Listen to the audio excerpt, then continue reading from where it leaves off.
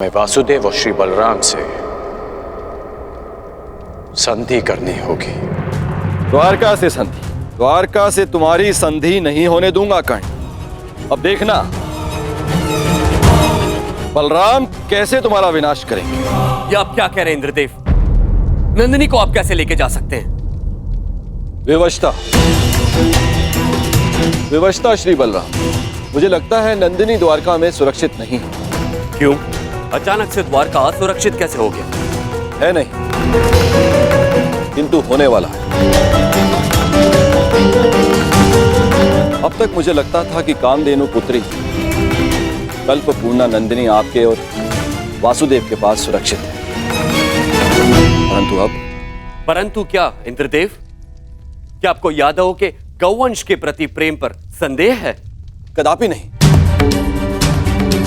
किंतु मुझे हस्तिनापुर की नीति रीति पर विश्वास नहीं है। आप स्वयं ही देखिए, वहां एक पुत्रवधू सुरक्षित नहीं है तो गौवंश कैसे सुरक्षित रहेगा? हस्तिनापुर से द्वारका का क्या संबंध है? संबंध है हलधर। हस्तिनापुर के लिए कर्ण दिग्विजय पर निकला है।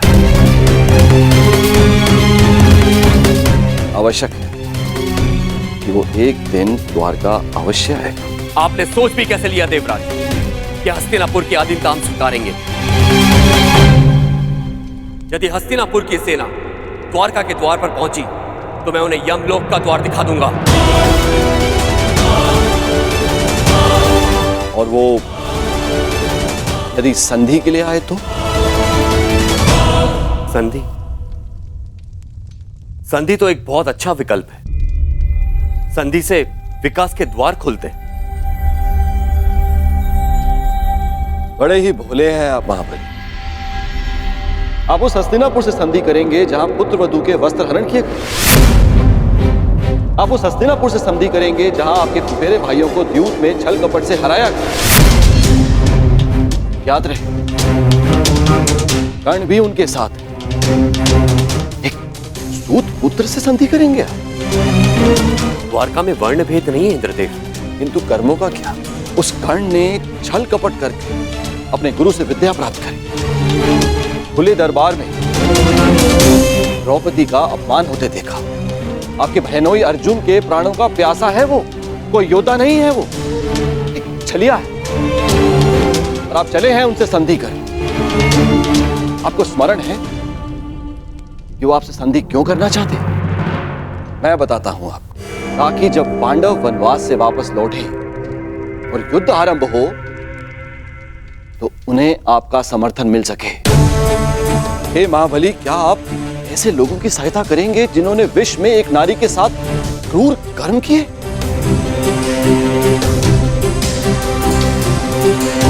तो और क्या विकल्प हो सकता है इंद्रदेव? यदि कोई मित्रता का हाथ बढ़ाने के लिए आपके घर तक आए तो आप उसे कैसे ठुकरा सकते हैं? यदि मित्रता का अवसर ही ना दिया जाए तो? कैसे?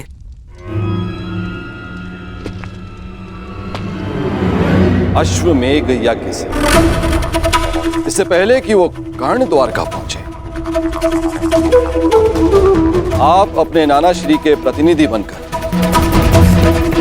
यज्ञ आरंभ कीजिए। अश्व छोड़िए। यदि कर्ण ने उस अश्व को जाने दिया तो वैसे ही हस्तिनापुर आपका अधीन हो जाएगा, और यदि रोक लिया तो आप युद्ध करके उसका नाश कर सकते हैं। ये अच्छा विकल्प है।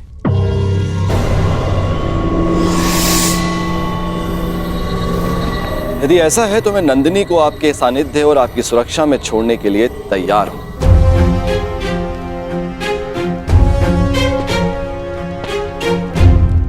दाऊ,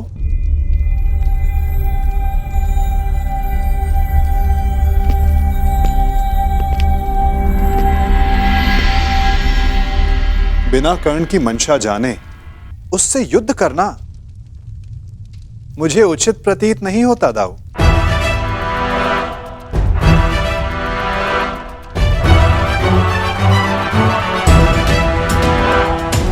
मुझे ऐसा प्रतीत होता है कि आप नंदिनी की सुरक्षा करने में समर्थ नहीं।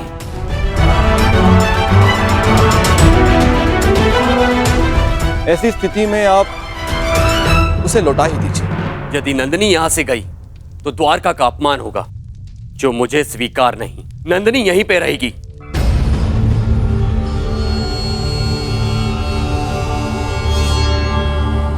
अश्वमेघ यज्ञ का आयोजन होगा कन्हैया,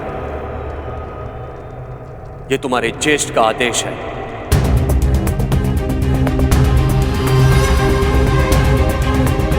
क्या तुम्हें अस्वीकार है? यदि अश्वमेघ यज्ञ नहीं हुआ तो नंदिनी द्वारका को छोड़कर चली जाएगी, और यह द्वारका के लिए बहुत ही अपमानजनक बात होगी। क्या यह स्वीकार है?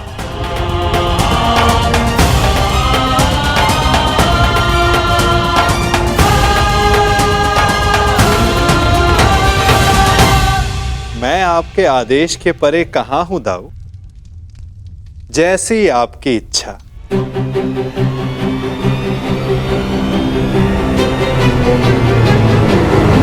तो ठीक है, यज्ञ के लिए उत्तम अश्व की व्यवस्था करो और पहले ही मुहूर्त में यज्ञ प्रारंभ होगा।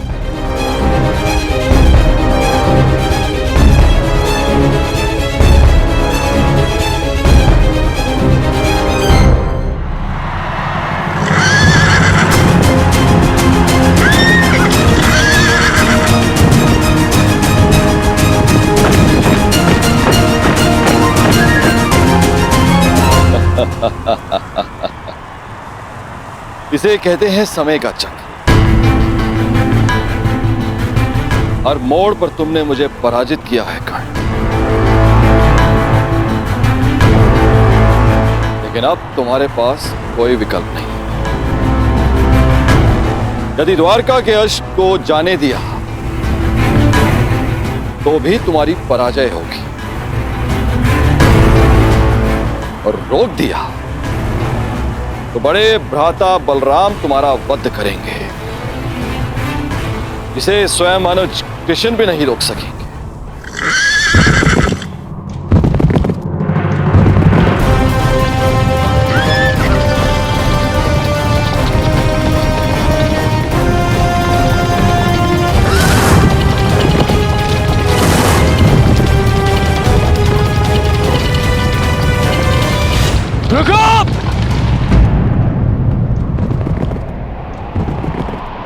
क्या हुआ मित्र?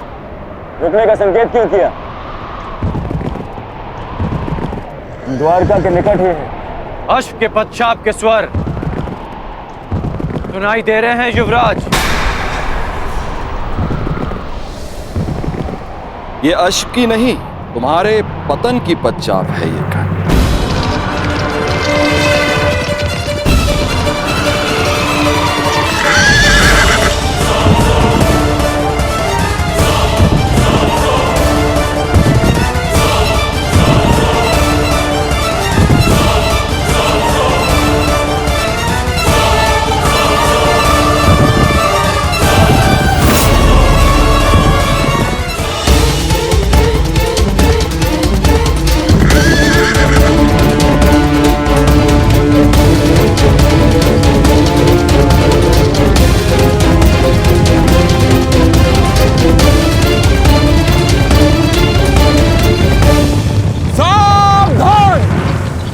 अश्वमेघ यज्ञ का अश्व है, जो श्री बलराम और श्री कृष्ण की सुरक्षा में है।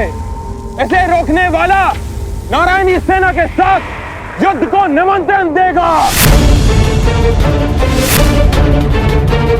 अंगराज, ये अश्वमेघ यज्ञ कर रहे हैं तो हम भी दिग्विजय यात्रा पर निकले हैं। रोक लो ये अश्व, हो जाने दो युद्ध। आज उस छलिए कृष्ण को भी हस्तिनापुर के वाणों का स्वाद चखने दो। नहीं मामाश्री, बात केवल कृष्ण की नहीं, हलधर बलराम की भी है। एक बार बलराम ने हमारी मित्रता स्वीकार कर ली, फिर जीवन भर पांडव हमारे समीप नहीं आ पाएंगे, और ना ही कृष्ण हमारा कुछ भी बिगाड़ पाए। कर्ण, बलराम जैसे महाबली वीर से अभद्रता उचित नहीं। नहीं दुर्योधन, ना। आज इस अश्व को यूं ही जाने दिया तो सारे भारतवर्ष में यह संदेश जाएगा, यादवों का वर्चस्व स्वीकार कर लिया है हस्तिनापुर ने। ना मेरे सम्राट, ना। कर्ण, तुम हस्तिनापुर की सेना के सेनापति हो, स्मरण रहे। तुम्हारी विजय मेरे सम्राट दुर्योधन के नाम अवश्य होगी, परंतु तुम्हारी पराजय तुम्हारे मस्तक का ही कलंक बनेगी। कर्ण, स्मरण रखना। सोच क्या रहे हो कर्ण? रोक लो यह अश्व। कर्ण, ये अश्व रोक लो।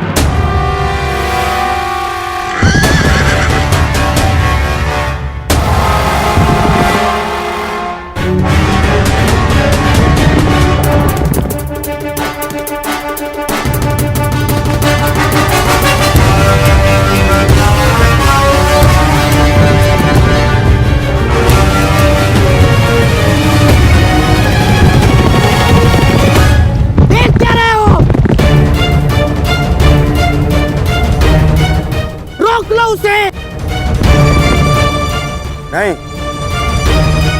कर्ण,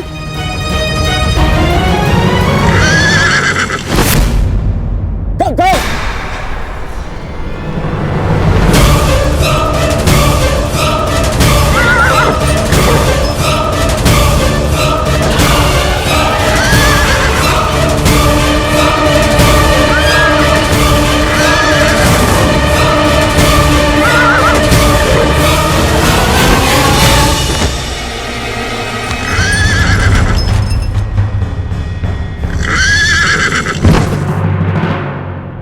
ये तुमने क्या किया मित्र?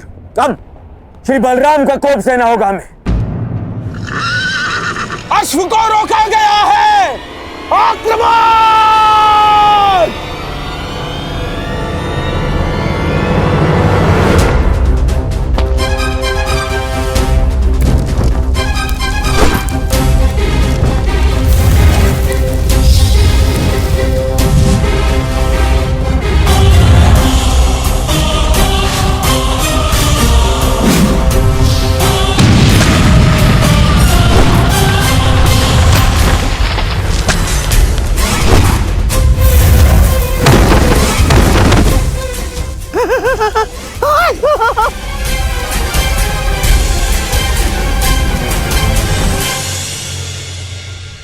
ठीक कहा था देवराज ने। यह कर्ण बड़ा ही उद्दंड और दुस्साहसी है। द्वारका के अश्व में एक यज्ञ के अश्व को रोका है उसने। हमारी सेना पर आक्रमण किया है उसने। मैंने कहा था ना दाऊ कि ये योद्धा तनिक विकट है, परंतु उसने अभी तक बलराम के हल और गदा की विकटता नहीं देखी है। हस्तिनापुर को अपने हल की नोक से उखाड़कर भूमि में गाड़ दूंगा मैं जानता हूं कि तुम्हें कर्ण प्रिय है, परंतु जो भी द्वारका के सम्मान की सीमा को लांघे वो मुझे प्रिय नहीं। अब कर्ण को मेरा सामना करना ही होगा। अब जैसी आपकी इच्छा दाऊ। मैं तुम्हारी इच्छा जानना चाहता हूं कन्हैया। क्या इस युद्ध में तुम भाग लोगे या नहीं? अब दाऊ की इच्छा है तो कन्हैया को तो आना ही होगा, परंतु क्या? परंतु इस युद्ध में मेरी भूमिका कुछ और होगी दाऊ, क्योंकि आने वाला योद्धा महारथी है और इस युद्ध में सामना करने के लिए आपको एक चपल सारथी की आवश्यकता पड़ेगी।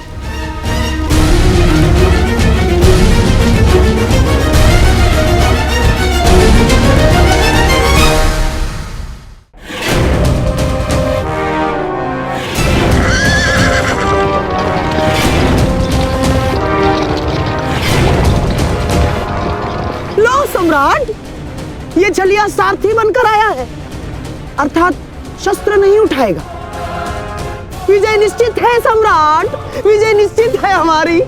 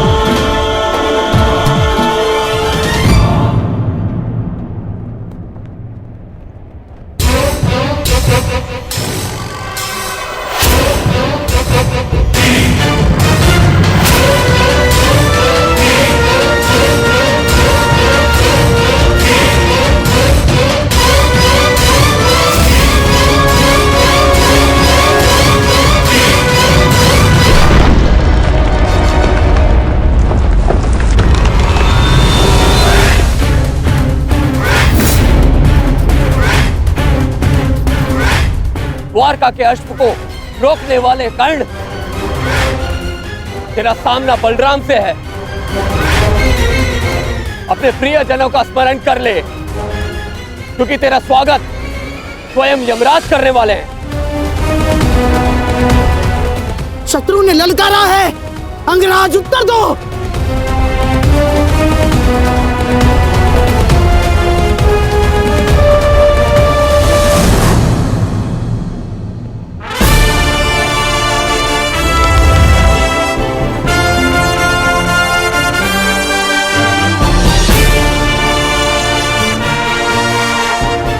इस छलिए कृष्ण ने हमारे कई बनते काम बिगाड़े हैं दुर्योधन।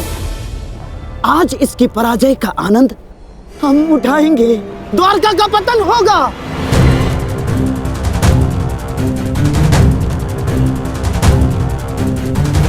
और फिर तुम्हें पांडवों का कोई भय नहीं होगा, मेरे सम्राट, कोई भय नहीं होगा।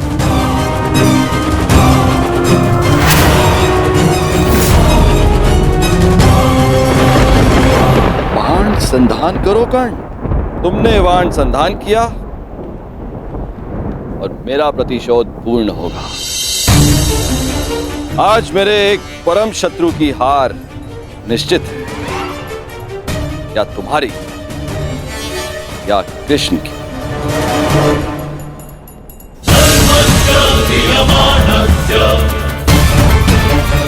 चला बाण चला कर्ण। ये तेरे बाण ही तेरी मृत्यु का कारण बनेंगे।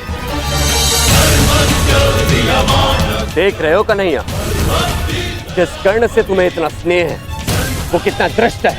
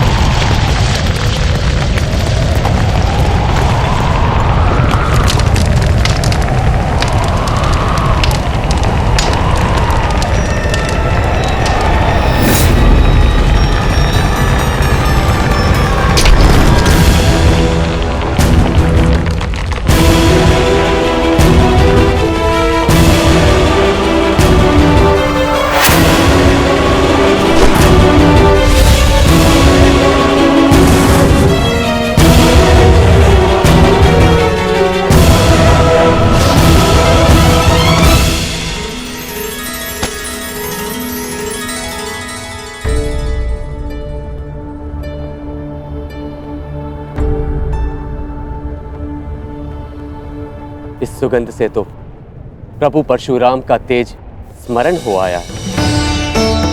ये कैसा प्रहार है? प्रहार नहीं, आभार है दाऊ।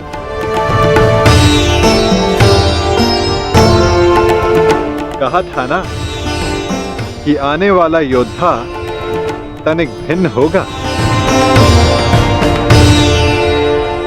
हस्तिनापुर के युवराज की ओर से मैं परशुराम शिष्य राधेकर्ण श्री बलराम और वासुदेव को नमन करता हूं। शत्रु को नमन? जिस प्रकार आकाश में आया हर मेघ वर्षा नहीं लाता, उसी प्रकार आगे बढ़ने वाला हर पग शत्रुता का नहीं होता हलधर।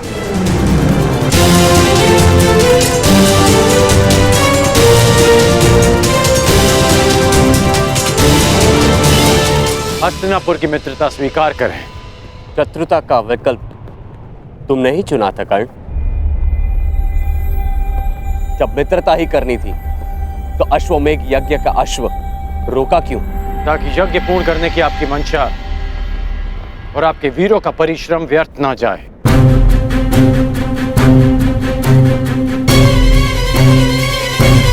इस अश्व को ध्यान से देखिए। इस अश्व का दायां कान कटा हुआ है।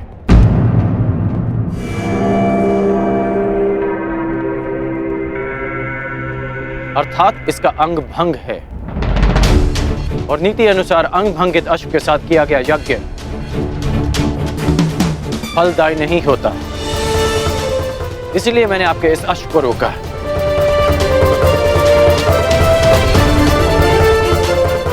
हलधर, मैं स्वयं आपको समझाना चाहता था, परंतु उससे पूर्व आपके वीरों ने मुझ पर आक्रमण कर दिया और कदाचित मुझे उसका उत्तर देना पड़ा। परंतु आपने स्वयं देखा होगा कि मैंने उन्हें केवल निशस्त्र किया, उनके प्राण नहीं लिए। तो तुमने मेरी सहायता करने के लिए अश्व रोका। अद्भुत, हम प्रसन्न हुए।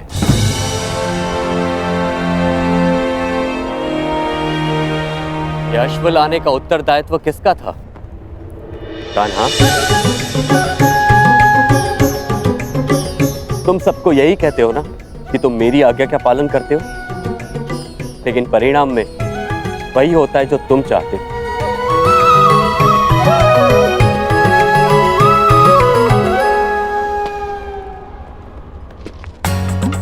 अब क्या करूं दाऊ, मेरा भाग्य ही ऐसा है। भाग्य नहीं, धूर्तता है तुम्हारी।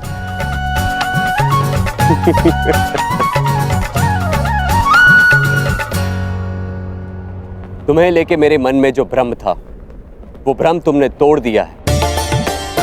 हम प्रसन्न हुए।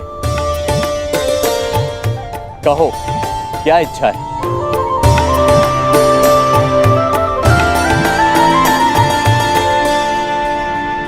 आपसे मित्रता की इच्छा है हलधर।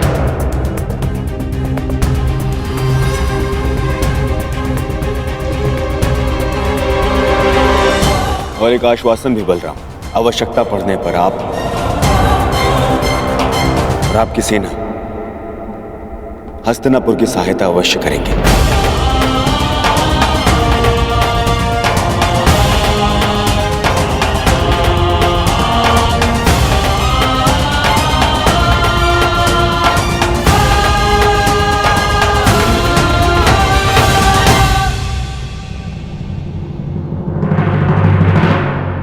स्वीकार है।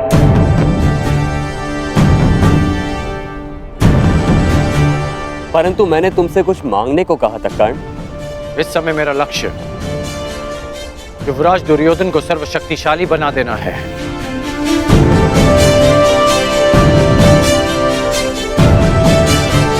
इसलिए मैं चाहता हूं कि आप युवराज दुर्योधन को गदा युद्ध की शिक्षा दें और इन्हें संसार का सर्वश्रेष्ठ गदाधारी बना दें। स्वीकार है।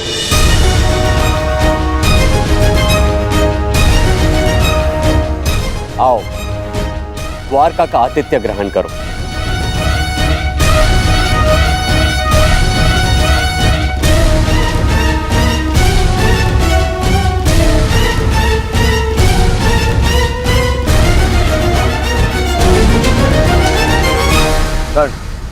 वरदान तुम्हें मिला था और तुमने उसे मेरे लिए उपयोग किया। आज तुमने एक बार फिर यह सिद्ध कर दिया कि संसार में यदि कोई मेरा सबसे बड़ा हितैषी है तो वो तुम हो कर्ण। मैं मैं हस्तिनापुर का हितैषी हूं युवराज, और हस्तिनापुर युवराज का सेवक। मेरा धर्म हस्तिनापुर और आपको शक्तिशाली बनाना है। प्रणिपात युवराज।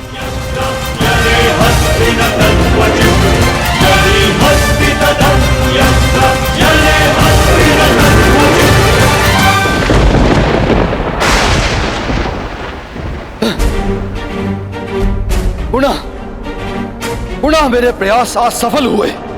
मेरे इतने कठोर परिश्रम के बाद भी उस कर्ण को द्वारका का समर्थन मिल ही गया। उस कर्ण की दिग्विजय पूर्ण हुई। अभी तक मेरे पुत्र अर्जुन को कुछ भी प्राप्त नहीं हुआ, कुछ भी नहीं। समय आ गया है, समय आ गया है, मुझे ही कुछ करना होगा। इस कर्ण के सौभाग्य को दुर्भाग्य में परिवर्तित करना होगा।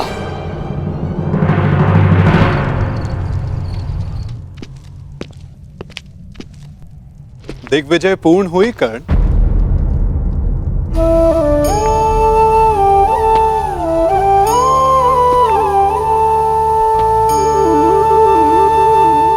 लगभग 12 वर्षों तक तुम लगातार युद्ध करते रहे हो। निश्चित रूप से थकान अनुभव हो रही होगी। विश्राम नहीं करोगे? मित्रा के लिए शरीर की थकान से अधिक मन की शांति होती है केशव। मेरा मन अशांत है। एक परिवर्तन का स्वप्न लेकर मैंने अपना जीवन प्रारंभ किया था। तू स्वयं ही परिवर्तित हो गया केशव।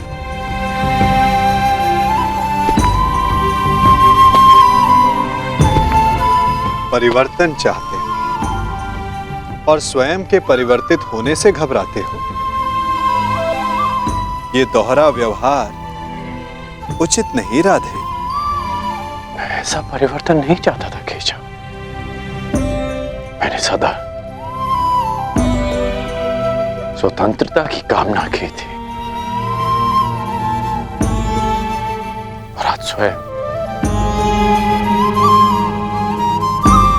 मैं हस्तिनापुर का दास बन गया। मैंने तो कितनी बार तुमसे ये बंधन तोड़ देने का आग्रह किया अंगराज, तुमने ही नहीं स्वीकारा। जानते हो मन में संतोष क्यों नहीं है? क्योंकि लक्ष्य शुद्ध होने के साथ साथ साधन और सहायक भी शुद्ध होने चाहिए। और तुम ये भली भांति जानते हो कि तुम्हारे सहायक कैसे हैं।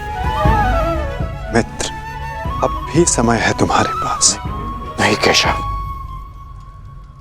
समय बीत चुका है। मैं अपना वचन नहीं तोड़ सकता। मैं आपसे पूछता हूं, आपने भी तो कई वचन दिए होंगे। क्या आप अपने वचन तोड़ सकते हैं?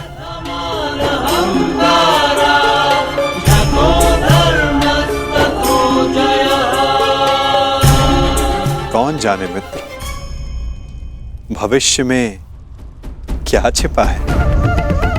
तुम बताओ, अब दिग्विजय के पश्चात तुम क्या करोगे? केशव, मेरा मन अशांत है। सोच रहा हूं कि हस्तिनापुर जाने से पूर्व गुरु परशुराम के दर्शन करा। विचार उत्तम है मित्र, परंतु स्मरण रखना, कभी कभी अकेला यात्री मार्ग में भ्रम के जाल में फंस जाता है। प्रयास करना कि भ्रम के जाल में ना उलझ जाओ। केशव, जिस परिस्थिति में मैं हूं, कोई भ्रम मुझे क्या सताएगा।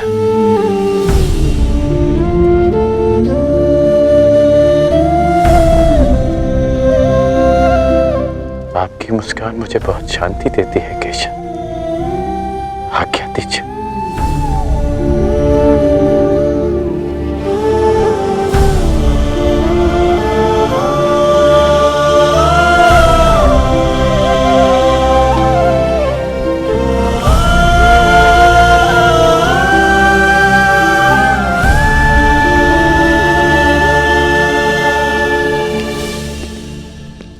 कभी कभी मनुष्य परिस्थितियों का खिलौना बन जाता है मित्र।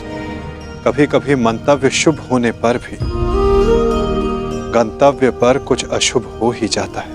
इसीलिए यात्रा में सावधानी आवश्यक है।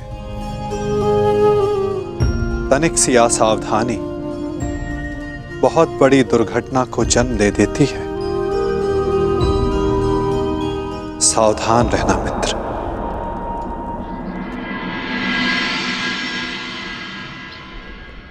अपने गुरु से भेंट करने से मैं तुम्हें रोक नहीं सकता मित्र, परंतु मैं चाहता था कि तुम मेरे साथ में हस्तिनापुर चलो, मेरे इस दिग्विजय का सम्मान और सत्कार प्राप्त करो। युद्ध में बाण धनुष से चलाए जाते हैं युवराज, परंतु विजय सदा योद्धा की मानी जाती है। उसी भांति दिग्विजय आपकी है। मैं तो केवल एक निमित्त मात्र हूं।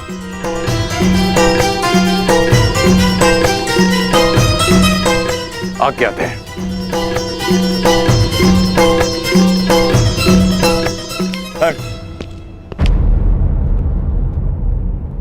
अपने मित्र को हार कर ये दिग्विजय अधूरी है मित्र। 12 वर्ष बीत गए। इन 12 वर्षों में तुमने मेरे लिए धनुष उठाए, परंतु कभी दृष्टि नहीं उठाई। ढाल बनकर मेरे शरीर की रक्षा की है, परंतु मित्र बनकर कभी गले नहीं लगाए।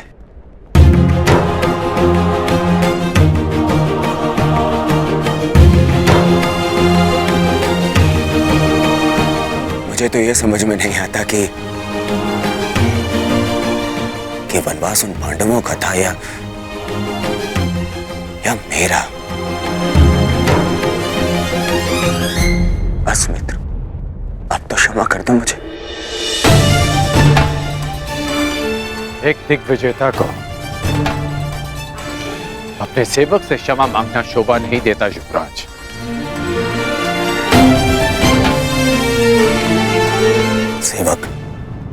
सेवक ऐसे 100 दिग्विजय न्यौछावर कर सकता हूं तुम्हें एक बार गले लगाने के लिए।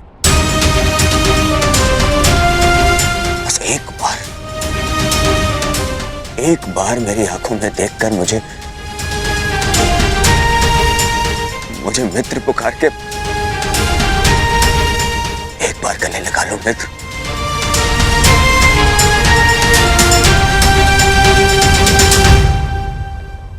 कदाचित एक बार उस मित्र की पुकार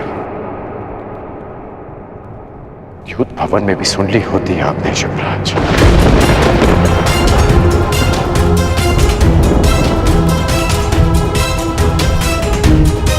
अब जो आपके सामने खड़ा है वो आपका और हस्तिनापुर का सेवक अंगराज कर्ण है, आपका मित्र राधे कर्ण। द्रौपदी के अपमान की ज्वाला में भस्म हो चुका है।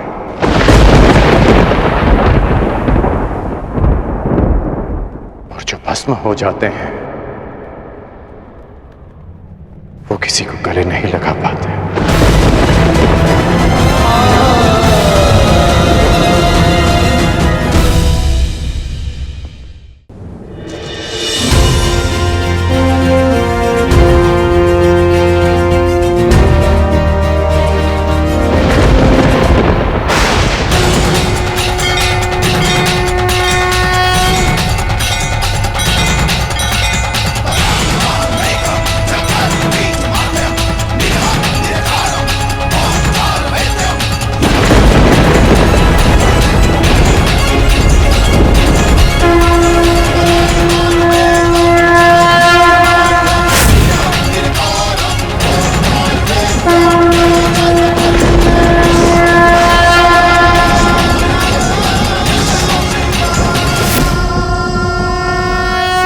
स्वागत है देवराज। आपके पदचाप ने आपके आने की सूचना दे दी थी मुझे। मेरे पश्चात तो आपने सुन लिए महादेव, परंतु 12 वर्षों से पुकार रहे मेरे पुत्र अर्जुन के स्वर आपके कानों तक क्यों नहीं पहुंचे? क्यों उसकी तपस्या का ताप आपके मन को नहीं पिघला सका? यदि अर्जुन आपका पुत्र ना होता तो क्या तब भी आप उसका कष्ट लेकर मेरे पास आते? स्वीकारता कि मुझे मेरे पुत्र से मोह, परंतु सबको होता है। अब स्वयं ही बताइए, क्या दोष है मेरे पुत्र अर्जुन में, या उसकी इच्छा पूरी कर सकने के योग्य नहीं? देवराज, वृक्ष पर लगे फल को खाने की इच्छा करने वाले को मात्र वृक्ष पर लगे फल को तोड़ने का परिश्रम करना पड़ता है। मोती की आकांक्षा करने वाले को सागर के तल तक जाने का परिश्रम करना पड़ता है। ठीक उसी प्रकार अमृत पीने की इच्छा करने वाले को भी गहन साधना का विष पीना पड़ता है। आपका पुत्र मुझसे पशुपतास्त्र की इच्छा रखता है। यह विध्वंसकारी अस्त्र उसे देने से पहले यह जान लेना आवश्यक है कि क्या वो उसके योग्य है। शक्तियों के साथ साथ उत्तरदायित्व भी बढ़ता है। यह जान लेना आवश्यक है कि क्या वो ये उत्तरदायित्व उठाने योग्य है या नहीं। पशुपतास्त्र पाना है, कई परीक्षाओं का सामना करना पड़ेगा अर्जुन को। अपने पुत्र के मोह में आपने क्या क्या किया है, मुझसे कुछ छिपा नहीं। पूरे पुत्र को नीचा दिखाने के लिए आपने देवराज पद की गरिमा को किस तरह लांछित किया है, भली भांति जानता हूं। देवराज, यदि एक पिता अपने पुत्र की परीक्षा लेता है तो पुत्र प्रशंसा पाता है। जब एक पिता पुत्र की प्रशंसा करता है तो पुत्र केवल परीक्षा पाता है। आशा है कि अगली भेंट देवराज इंद्र से होगी, पुत्र मोही पिता से नहीं। दिग्विजय कर्ण को दिशा विहीन कर दूंगा, महाशाप दिलाऊंगा उसे, और महाशाप पाने के लिए उस कर्ण से महापाप करवाऊंगा।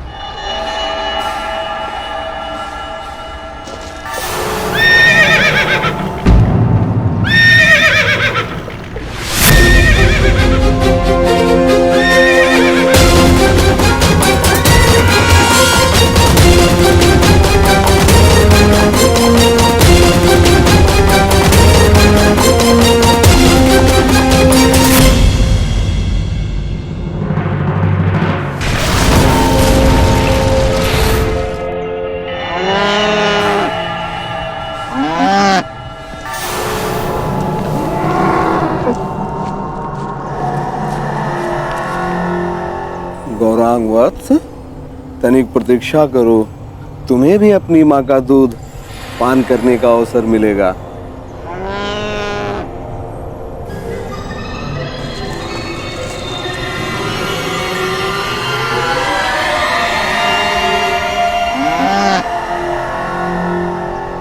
क्या है श्यामा, इतना भयभीत क्यों? मैं हूं ना तुम्हारे साथ। हाँ?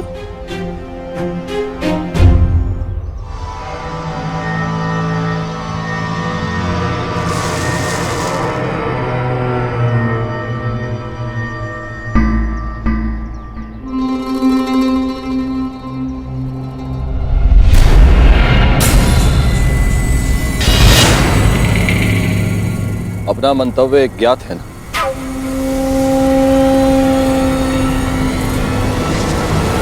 लगता है तुम्हें भूख लगी है।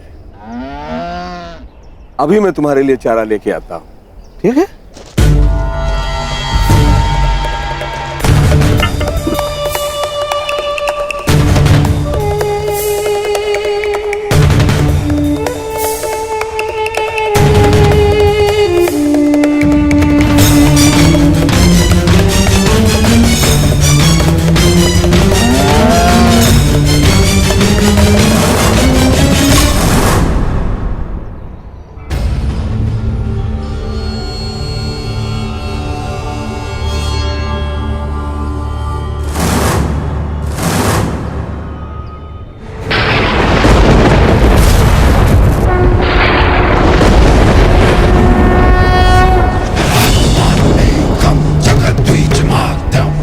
कड़ा लक्ष्य कड़ी तपस्या से नहीं, कड़ी परीक्षा से मिलता है अर्जुन।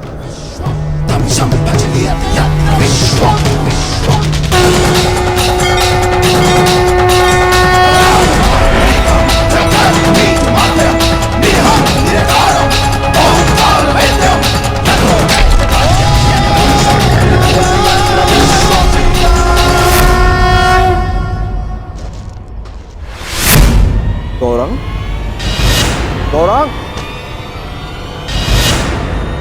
गौरांग, गौरांग! क्या हुआ स्वामी? गौरांग को यही बांध के गया था, तू न जाने कहां चला गया। गौरांग कहां गया? गौरांग!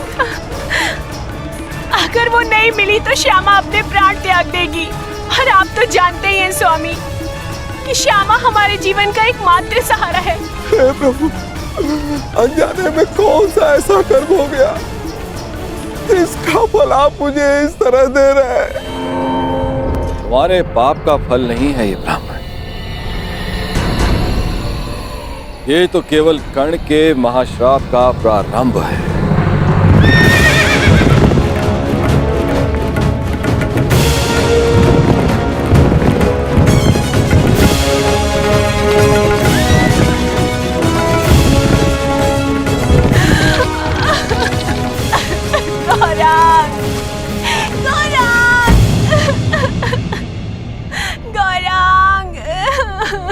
क्या हुआ ब्राह्मण देव?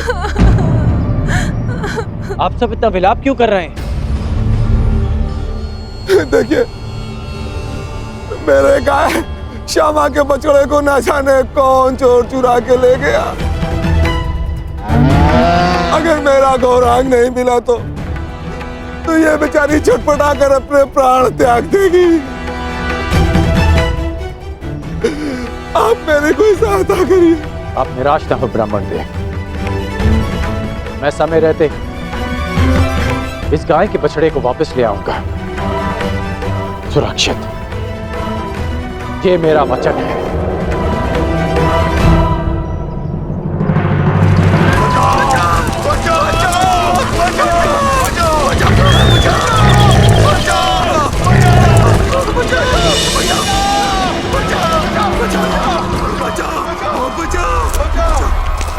हे तपस्वी, अपनी तेज के प्रयोग से इस भयंकर प्राणी से हमें त्राण दिलाओ। क्यों ये हमारे लिए अपने वर्षों की तपस्या भंग करेंगे? भागो, अब कोई हमारी रक्षा नहीं कर सकता। भागो। नहीं,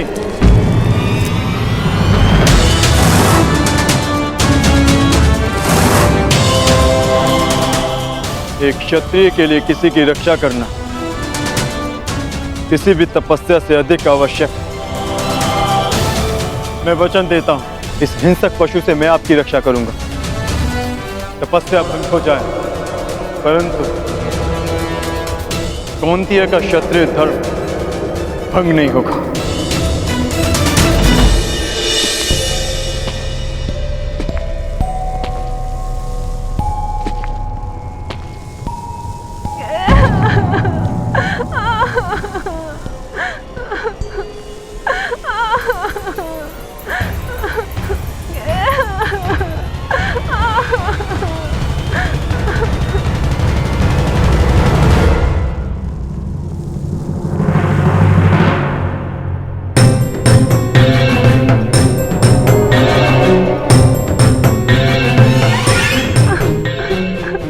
भयभीत मत हो छोटे मित्र। क्या हुआ? तुमने कुछ देखा? एक बछड़ा राक्षस के हाथ में। किस ओर गया वो? किस दिशा में?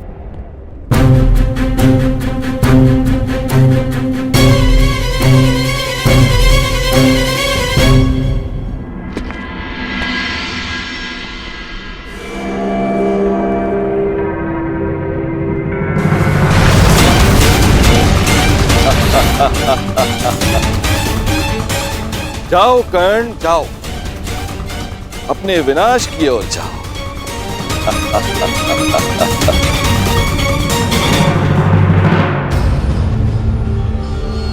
क्षमा कीजिए महादेव, आपकी तपस्या बीच में छोड़कर जा रहा। तपस्या पुनः कर लूंगा, परंतु मेरे होते हुए किसी निर्दोष के प्राण जाएं, ये द्रोण शिष्य कुंती अर्जुन नहीं होने दे सकता।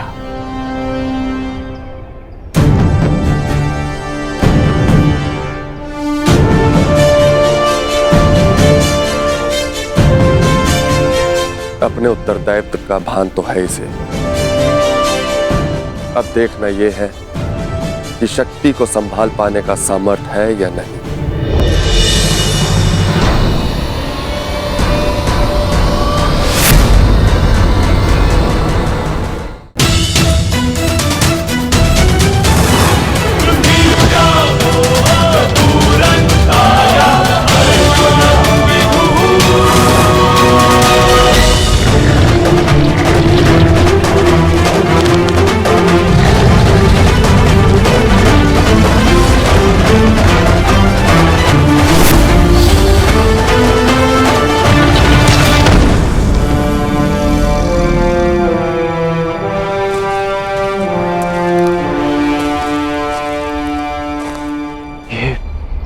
दूसरा बाण किसका है?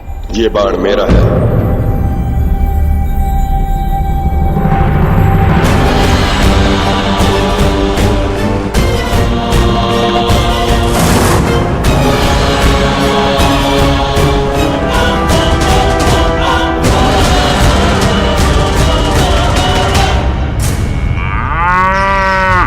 आनंद आ गया। आज बड़ा कोमल भोजन मिला है।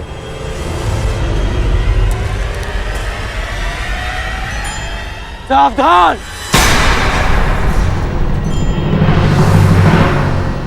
मैं तुम्हें चेतावनी देता हूं कि इस बछड़े को छोड़ दो। अपना भोजन छोड़ दूं? तुम्हारे लिए यह केवल एक समय का भोजन है, परंतु किसी और के लिए यह जीवन जीने का सहारा है। इसकी मां के प्राण बसे हैं इसमें। इस निरपराध पशु को छोड़ दो।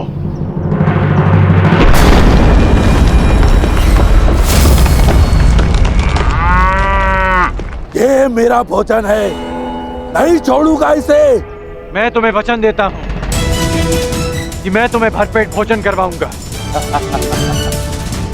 बड़े दानवीर हो, परंतु मैं राक्षस हूं। बल से अपना खेत करता हूं, नहीं छोड़ूंगा इसे। और मैं इसे लेकर ही जाऊंगा।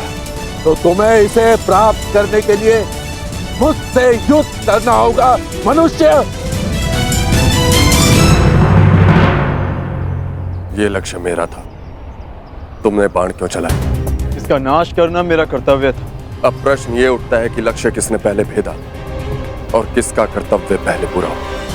इसका वध तो मेरे बाण ने किया, परंतु आप इसे ले जा सकते हैं महोदय।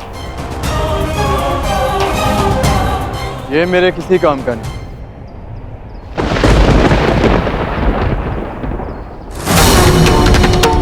मूर्ख! माना कि मैं किरात हूं, मगर मैं अपने परिश्रम से अपना आखेट करता हूं।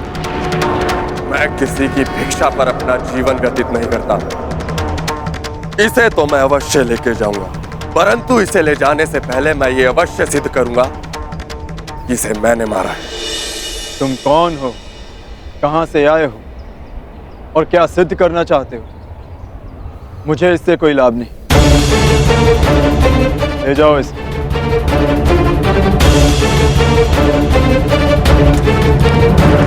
रुको!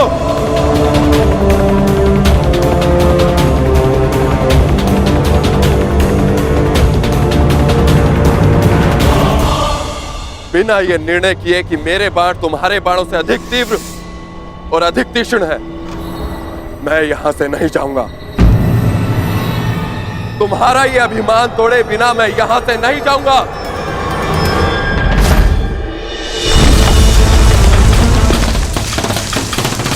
तुम मुझे युद्ध करने के लिए विवश कर रहे हो।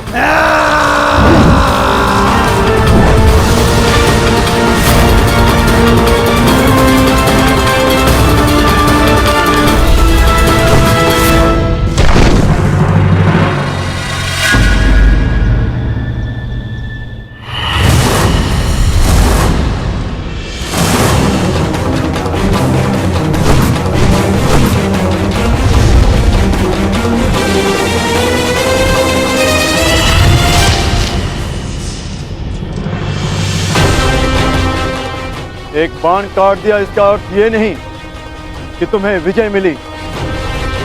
मेरे पास बाणों की कमी नहीं। मेरे पास भी बाणों की कमी नहीं है।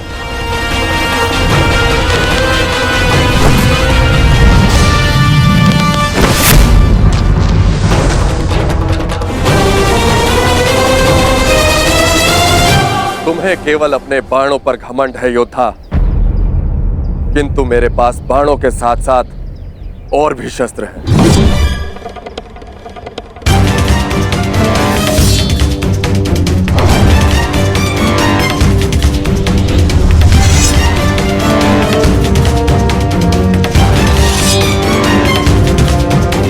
तलवार उठाओ योद्धा, युद्ध अभी तक समाप्त नहीं हुआ है और ना ही तुम्हारा अभिमान अभी तक टूटा है।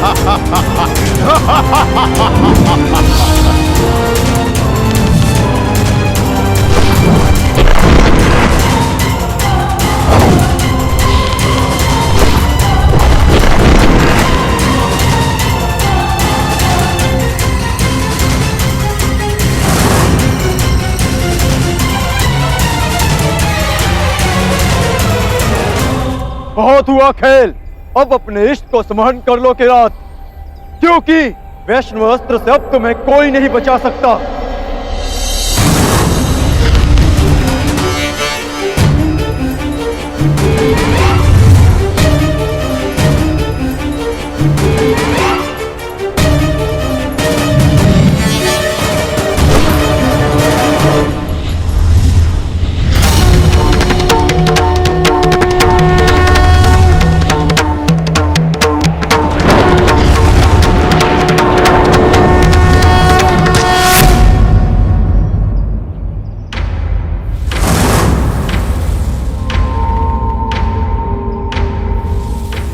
महान वैष्णव अस्त्र ने एक साधारण किरात का सम्मान किया,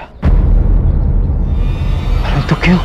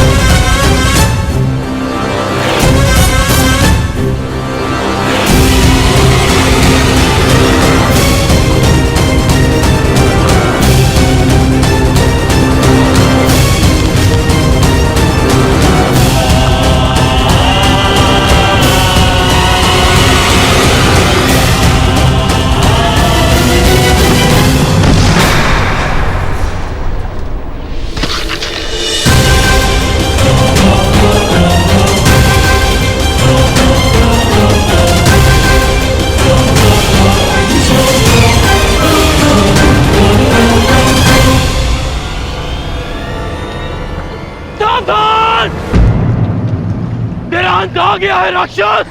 ये मेरा नहीं, तुम्हारा अंत है कर्ण।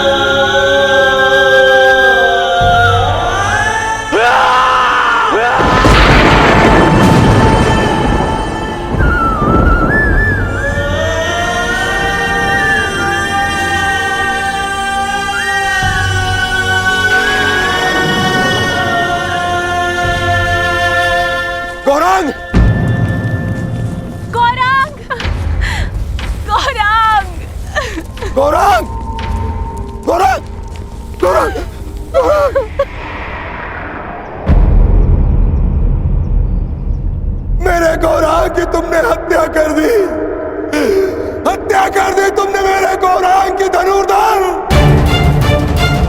तुमने एक मूक और विवश अबोध पशु की हत्या कर दी जो कीचड़ में फंसा हुआ था। तुमने महापाप किया है धनुर्धर। रामदेव, मैंने इसे नहीं मारा। मैं तो केवल राक्षस का वध कर रहा था। वो राक्षस वो अभी यही था। वाह धनुर्धर वाह, कौन सा राक्षस है यहाँ? यहाँ तो कोई राक्षस नहीं है। अपने आप को निर्दोष सिद्ध करने के लिए असत का सहारा मत लो धनुर्धर।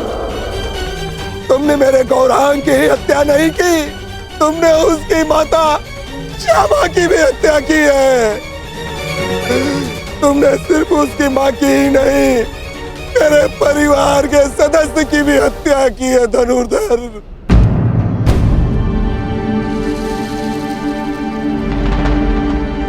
ब्राह्मण देवा, आपको भ्रम हो रहा है। भला मैं क्यों मारूंगा इसे? गौ हत्या का महापाप किया है तुमने। तुम्हारे पास उसके बच पाने का कोई अवसर नहीं है।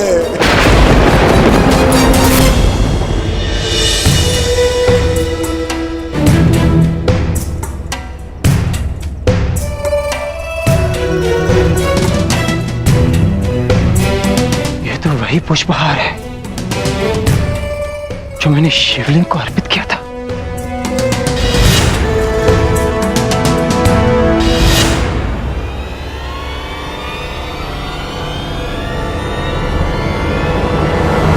प्रभु,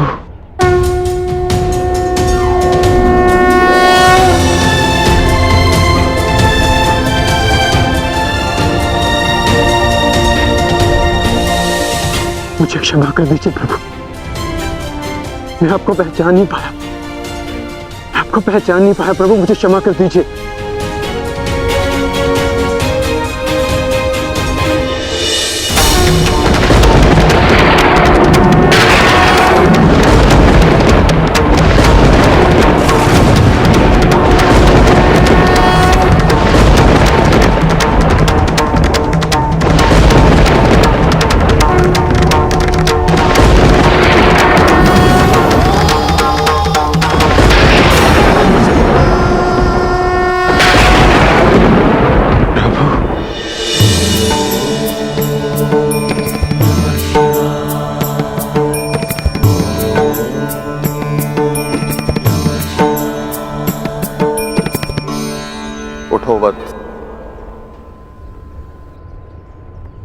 क्षमा कीजिए प्रभु, मैंने आपकी आराधना भंग कर दी। क्योंकि यही उचित था। मनुष्य की सबसे बड़ी आराधना उसका कर्तव्य का पालन होता है अर्जुन, जो तुमने भली भांति किसी और के प्राणों की रक्षा के लिए तुमने अपनी तपस्या भंग की। अर्थात तुम अपने कर्तव्यों को भली भांति जानते। मैं केवल यह देखना चाहता था कि तुम पशुपतास्त्र के योग्य हो या नहीं, इसलिए मुझे तुम्हारी परीक्षा लेनी पड़ी।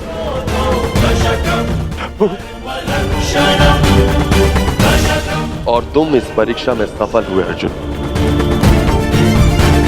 मैं तुम्हें प्रसन्न मन से पशुपतास्त्र प्रदान करता हूं अर्जुन।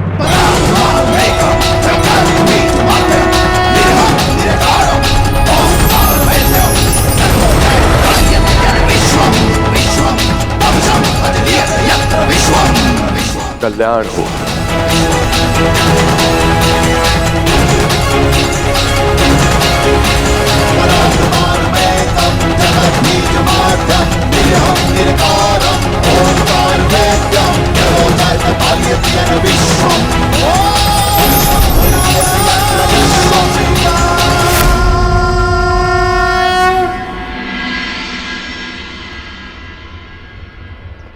आप सब दुखी मत होइए ब्राह्मण देव। मैं मानता हूं आपके अनजाने में मुझसे पाप हुआ। मैं आप सबकी पीड़ा समझ सकता हूं।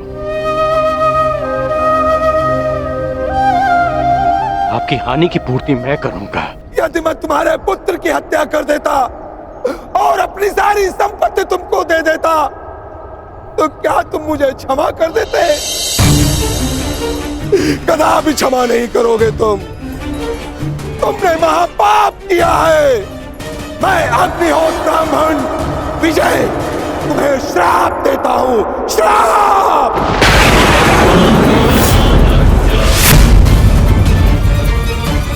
किस प्रकार तुमने कीचड़ में फंसे हुए मेरे असहाय बछड़े को मारा है, उसी प्रकार तुम भी एक दिन पृथ्वी में असहाय गिरे रहोगे और तुम्हारी कोई सहायता नहीं करेगा। और मेरे बछड़े की भांति तुम्हारी भी मृत्यु उसी प्रकार होगी।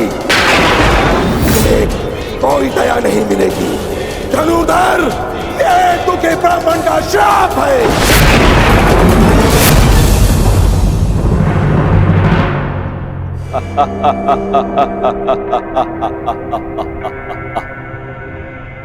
सूर्य पुत्र कर्ण, सूर्य पुत्र, अभिशापित कर्ण, अभिशापित। आज मेरे मन में जल रही प्रतिशोध की अग्नि को थोड़ी सी शीतलता प्रदान करी। है अभिशापित कर्ण, तुमने मेरे गर्व पर प्रहार किया, मेरे आत्मसम्मान को ठेस पहुंचा, मुझे युद्ध में पराजित कर पीड़ा दी और मैंने तुम्हें पराजित करने की भूमिका निर्माण की। तुमने मुझे पराजित किया होता तो किसी स्थिति में मैं तुम्हें क्षमा कर भी देता, परंतु तुमने मेरे पुत्र अर्जुन के विरुद्ध खड़े होकर अपने जीवन की सबसे बड़ी भूल की है। जब तक तुम्हारा संपूर्ण विनाश नहीं हो जाता तब तक ये देवराज इंद्र संतोष से विश्राम नहीं करेगा। धनुर्धर, मेरा श्राप कभी व्यर्थ नहीं जाएगा। गौ हत्या के पाप का दंड तुम्हें हमेशा डसता रहेगा, डसता रहेगा।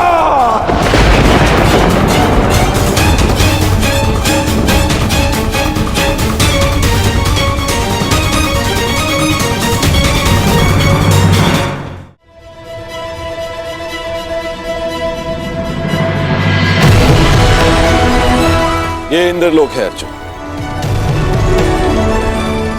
यहां दुख की परछाई भी नहीं, यहां केवल सुख, आनंद, शांति।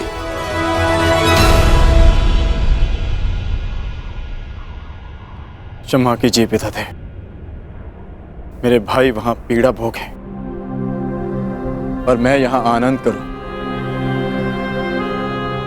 ऐसा कैसे हो सकता है?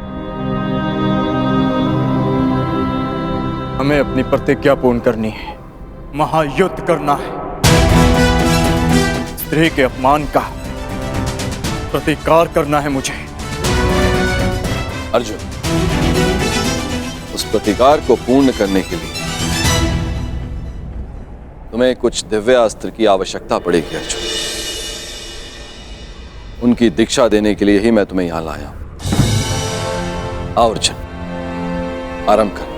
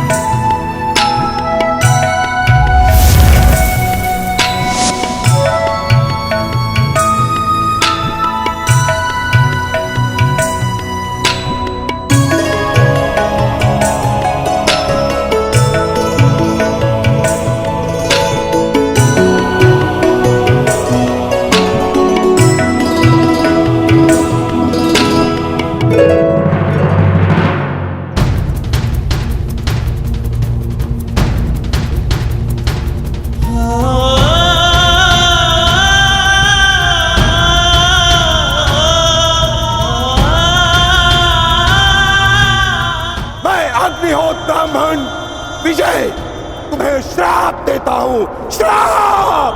जिस प्रकार तुमने कीचड़ में फंसे हुए मेरे असहाय बछड़े को मारा है, उसी प्रकार तुम भी एक दिन पृथ्वी पे असहाय गिरे रहोगे और तुम्हारी कोई सहायता नहीं करेगा।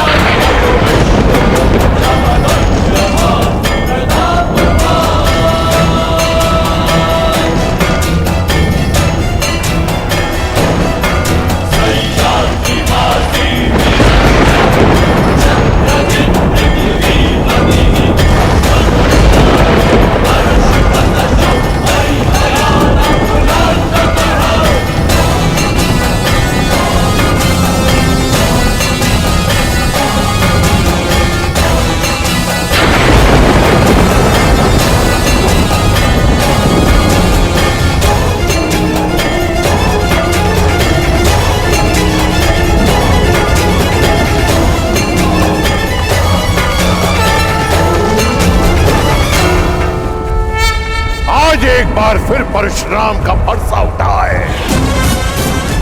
क्योंकि घोर अन्याय हुआ है। मेरे शिष्य को अकारणी श्राप दिया गया है। मैं पूरे संसार का सर्वनाश कर दूंगा, मैं ध्वंस कर दूंगा। आज संसार में प्रलय आएगी, नरसंहार होगा। 21 बार इस धरा को क्षत्रिय विहीन कर देने वाला परशुराम एक बार फिर इस धरा को मानव विहीन कर देगा।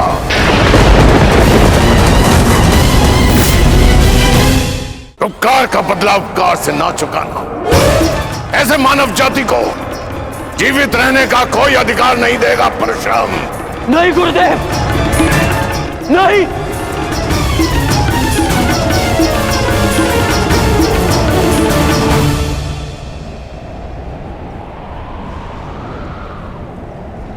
ऐसा अनर्थ मत करिए गुरुदेव, शांत हो जाइए।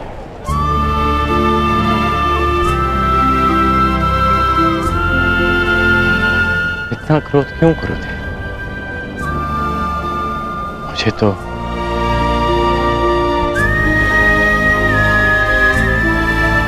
श्राप और उपेक्षा का अभ्यास सा हो गया है। और एक श्राप थोड़ी ना मिला है मुझे। मेरा जीवन तो प्रारंभ से अभिशप्त रहा है, और आपने भी तो मुझे श्राप दिया है गुरुदेव। मैं जमदग्नि पुत्र परशुराम तुम्हें श्राप देता हूँ। मेरे द्वारा दिए गए दिव्यास्त्रों का आवाहन नहीं कर पाओगे, ये मेरा श्राप है। उसी अपराध की अग्नि में तो परशुराम अभी तक जल रहा है पुत्र। ऐसा कहकर मुझे पाप का भागी ना बनाए। मां की मार और गुरु की फटकार, जीवन में इससे बड़ा प्रसाद नहीं हो सकता। और वैसे भी गुरुदेव, कोई भी श्राप और कोई भी पीड़ा मेरे भाई शोन की मृत्यु से अधिक नहीं हो सकती। मुझे परिवर्तन चाहिए, न्याय चाहिए, समानता चाहिए गुरुदेव। और इस न्याय, परिवर्तन और समानता को पाने के लिए मैं एक श्राप तो क्या, सहस्त्र श्राप सह सकता। मोक्षे च फलदर्शनम् कोई श्राप आपके इस शिष्य को अपने लक्ष्य से, अपने कर्म पथ से हटा नहीं सकता गुरुदेव।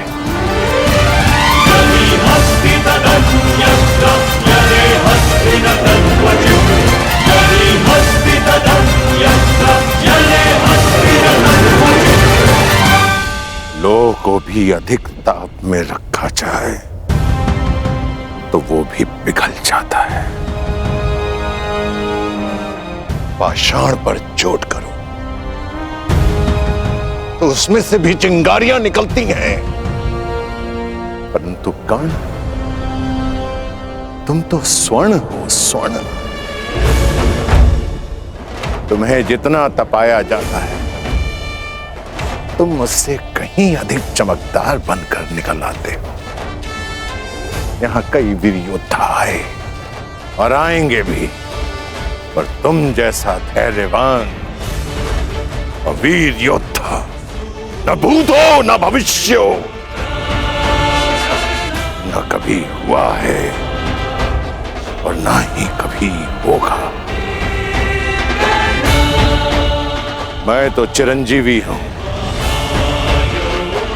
कभी मृत्यु को प्राप्त नहीं होगा, परंतु वत्स, मृत्यु भी तुम जैसे धैर्यवान और वीर योद्धा को प्रणाम करेगी